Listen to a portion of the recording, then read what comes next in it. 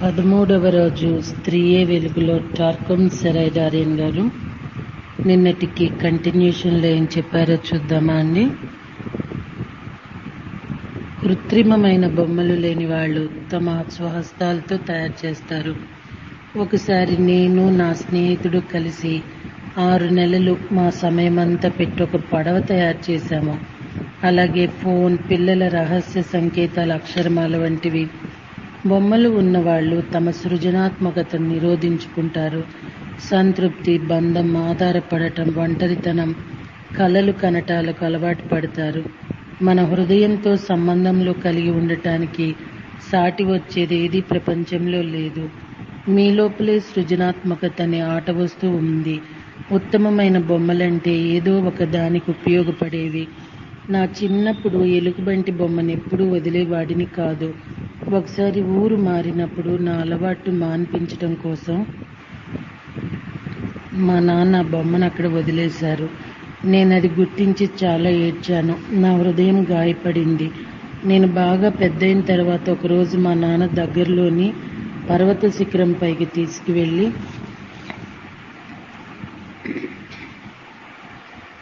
నీ ఎలుకబంటి ఆకాశంలో ఉంది చూడు అన్నారు. అంతేకాదు, నేను నీ ఎలుకబంటి స్థానాన్ని మహా గొప్ప ఎలుకబంటితో భర్తీ చేద్దామనుకుంటున్నాను. నిజంగా ఆడుకోవలసింది దానితోనే అంటూ 7 నక్షత్రాలు, సప్తఋషులు, వాళ్ళు ప్రేమించిన 7 కృతికలు గురించి చెప్పారు. తల్లిదండ్రులు బాల్యంలో అభివృద్ధి చేసిన నమ్మకంపైనే మనం ఇతరులను నమ్మటం అనేది ఆధారపడి ఉంటుంది. ప్రోత్సాహం, మెచ్చుకోలు, పొగడ్త, ఈ 3 ముఖ్యమైనవే. ఎవరికైనా సహాయం చేసినప్పుడు ప్రోత్సాహం, మంచి పనులు చేస్తే మెచ్చుకోవటం మంచిదే. కానీ నువ్వు కనుక ఇలా చేశావు అని పొగడటం అలవాటు చేస్తే అది గర్వాన్ని, అహంకారాన్ని పెంచి ఆత్మగౌరవం లేకుండా చేస్తుంది. వాళ్ళెంతసేపు ఇతరుల మెప్పు కోసం పనులు చేస్తూ ఉంటారే కానీ మంచిగా ఉందామనో మంచి చేద్దామన్నో ఉద్దేశంతో కాదు.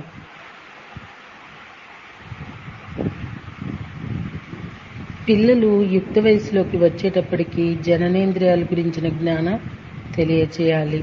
అది ఆరోగ్యకరమైన ధోరణులు, అలవాట్లు పెంపొందించుకోవటానికి తోడ్పడుతుంది. యువకుడికి 21 సంవత్సరాలు, యువతికి 18 సంవత్సరాలు నిండే వరకు అసాంఘిక కార్యకలాపాలు నిషిద్ధం. అప్పుడు మాత్రమే ఎథరిక్ శరీరం, అనుభూతిక శరీరం, మనోశరీరం 3 ఉన్నత శక్తులతో నింపబడి అనుసంధించబడతాయి. ఆ అనుసంధానానికి ఆడపిల్లకు 18 ఏళ్ళు, మగపిల్లవాడికి 21 ఏళ్ళు పడతాయి. ఈ పరిపక్వత పాల్గొంటే 3 శరీరాలు రాకముందే, అనుసంధించబడకముందే లైంగిక కార్యక్రమాల్లో పాల్గొంటే 3 శరీరాలు భౌతిక, మానసిక, అనుభూతిక ఐకమత్యం ఆలస్యం కావచ్చు లేదా అసలే జరగకపోవచ్చు. దానివల్ల వారి ప్రకృతిలో ఏకత్వం ఉండదు. అతను లేదా ఆమె ప్రకృతిలో సమాచార సమన్వయ లోపం ఏర్పడుతుంది. ఐక్యమత్యమే బలమని మనకు తెలుసు కదా. ప్రపంచం నుండి, సమాజం నుండి ఒక స్థాయి వరకు ప్రతికూల పరిస్థితులు తగ్గనంత వరకు మనం ఆశించిన రీతిలో మన పిల్లలను పెంచలేం. తల్లిదండ్రులు, ఉపాధ్యాయులు కొంత మంచిని పెంపొందించే ప్రయత్నం చేస్తారు. కానీ స్నేహితులు, టీవీ, సినిమాలు, సాహిత్యం ప్రతిదీ దానిని నాశనం చేసే ప్రయత్నం చేస్తాయి. ఈ ప్రతికూల ప్రభావాల నుండి పిల్లలను రక్షించలేనంతకాలము మనకు ఉన్నత తరాలు తయారు కావు. 24 గంటలు టీవీలో నేరాలు, యుద్ధం, న్యాయసమ్మతమే అని చెప్పే సన్నివేశాలు చూస్తూ ఉండే పిల్లలకు చంపటం నేరం. అహింసతో ఉండమని చెప్పటం వల్ల ప్రయోజనం ఏముంటుంది? పిల్లలు కాలుష్యానికి, ఆదర్శానికి మధ్య నలిగి మానసిక, ధార్మిక సందిగ్ధతకు గురై ఎవరికి చెందని వారుగా కానీ, ఏ లక్ష్యానికి ఉపయోగపడని వారుగా కానీ తయారవుతారు. ఇలాంటప్పుడు ప్రతీకారం కంటే క్షమ అత్యంత తేలికైనది, ఉపయోగకరమైనదన్న సంగతి పిల్లలకు తెలియచేయటం కష్టమవుతుంది. వాళ్ళు తమలో తానే విడిపడిపోతారు. అందువలన చాలామంది పిల్లలు అస్పష్టతతోనో లక్ష్యరాహిత్యంతోనో ఉంటారు. ఒక చెట్టును సరిచేయాలంటే దాని వ్రేలు నుండి సరిచేయాలి, కానీ కొమ్మల్ని కాదు. చీకటి శక్తుల నుండి పిల్లలను రక్షించటం అనేది అతి గొప్ప కార్యం. పిల్లలకు మానవ జాతిపై జరిగే నేరాలు, ఘోరాల విషయం తెలియపరచబడాలి. అయితే అక్కడ దేశం, జాతి అన్న వివక్ష లేకుండా తెలియచేయాలి. దానివలన వారు తమ శక్తియుక్తుల్ని ఏ విధంగా ఉపయోగించుకోవాలో తెలుసుకుంటారు. దానితో భవిష్యత్ తరాల పిల్లలు ఈ గ్రహ భవిష్యత్తును మార్చివేసి మానవ జాతి ఔన్నత్యాన్ని పెంపొందించే సవాలుకు సిద్ధపడతారు. పిల్లలంటే తల్లికి ప్రేమ బదులు మాత్రమే కాదు, వారే ఒక దేశం, ఒక మానవ జాతి మూలాలలోకి వెళ్ళటం అంటే విషయాలు మొదలయ్యే చోటుకు వెళ్ళటం అని అర్థం. అందుకే స్త్రీలు కనుక పిల్లల సంరక్షణ కోసము, హక్కుల కోసము, పురోభివృద్ధి కోసము నిలబడితే నేరాలు, యుద్ధాలు అన్నీ సమసిపోతాయి.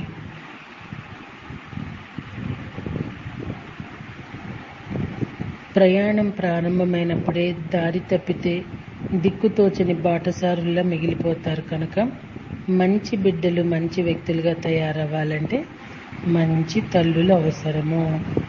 నిజమేనండి. ఇటీవల చూస్తుంటే నిజంగా టార్కం గారు చెప్తున్నది విమర్శించటం కాదు, ఇంకేదో చెప్పడం కాదు. ఇప్పుడు మనం వాస్తవంలో బ్రతుకుతున్నది, చూస్తున్నది, తల్లి తండ్రి ఎంత మంచి వాళ్ళైనా కూడా బిడ్డలు దుర్మార్గంగా, వాళ్ళకి దొంగతనం లేకపోయినా వీళ్ళకి దొంగతనమో ఇలా చూస్తూనే ఉంటామండి. అంటే తల్లిదండ్రుల పాత్ర అధికమైనప్పటికీ పిల్లలు సమాజం యొక్క ప్రభావం కావచ్చు, వాళ్ళు స్వతహాగా వాళ్ళ లోపలున్న ఆత్మ యొక్క ప్రణాళిక యొక్క భాగాలు కావచ్చు, ఏవైనా మొత్తం తల్లిదండ్రుల మీదే పెట్టడానికి మాత్రం వీల్లేదు మాస్టర్స్. తల్లిదండ్రులు ఎంతో అద్భుతమైన వాళ్ళైనా బిడ్డలు సన్నాసులుగా తయారవుతారు. లేదు తల్లి తండ్రి సరిగా అంటే గైడ్ చేయకపోయినా, సరిగా వసతిగానేమి ఏర్పరచకపోయినా కూడా కొంతమంది బిడ్డలు ఉన్నతంగా ఉండి తల్లిదండ్రుల్ని పోషిస్తూ తల్లిదండ్రుల్ని కేలోటు లేకుండా చూసే బిడ్డలు ఉన్నారు. సో టోటల్లీ చూడాలి అంటే అందరి పాత్ర అంతటికీ అవసరంగానే ఉంటుందండి. ఏ ఒక్కరిదో ఒక పాత్ర మాత్రమే కాదు అని నేటి సమాజం మాత్రం మనకు అర్థమవుతున్నది కదా. తండ్రి గురించి చెప్తున్నారు. నిజం చెప్పాలంటే మాస్టర్స్, తల్లి ప్రభావం బిడ్డల మీద ఎక్కువ ఉంటుంది. ఎందుకంటే వాళ్ళు తల్లితోనే ఎక్కువ ఉంటారు కాబట్టి. తల్లి 99.9% పర్ఫెక్ట్గా ఉండే తీరాలి. ఎందుకంటే తల్లి ఏం చెప్తే అదే వింటారు పిల్లలు కాబట్టి. సో 100% తల్లి పర్ఫెక్ట్గా మాత్రం ఉండి తీరాల్సిందే. తండ్రి పిల్లవానికి 3 ఏళ్ళు వయసు వచ్చిన తర్వాత వాడిని ప్రకృతిలోకి తీసుకువెళ్ళటం అనేది తండ్రి బాధ్యత. కొలనులు, నదులు, సముద్రాలు, కొండలు చూపిస్తూ ప్రకృతి సౌందర్యం పట్ల ఆసక్తిని, ఉత్తేజాన్ని కలిగించాలి. ఆ తరువాత బిడ్డ ఆధ్యాత్మిక వికాసానికి దోహదం చేసే ఆత్మ, పునర్జన్మ, కర్మ, ఉనికి వంటి విషయాలను తెలియచేయాలి. ఆనందమయ కుటుంబానికి ఆ 4 పునాది రాళ్లు. ఆ వెనుక ధైర్యం, సాహసం, సహనం, మర్యాద, దానం, దయ, త్యాగం, సేవ, కృతజ్ఞతల గురించి తెలియచెప్పాలి. ఇవన్నీ సామెతలు కథల రూపంలోనూ ఆటపాటల ద్వారానూ నేర్పాలి. భౌతిక శరీరానికి జన్మనివ్వటం మాత్రమే తండ్రితనం అనిపించుకోదు. బిడ్డ మానసిక, అనుభూతిక, ఆధ్యాత్మిక ప్రకృతులకు కూడా జన్మనిచ్చినప్పుడే తండ్రితనం పరిపూర్ణమవుతుంది. భవిష్యత్తులో ప్రతి పురుషుడు తండ్రి కాగలనన్న స్థితిలో ఉండడు.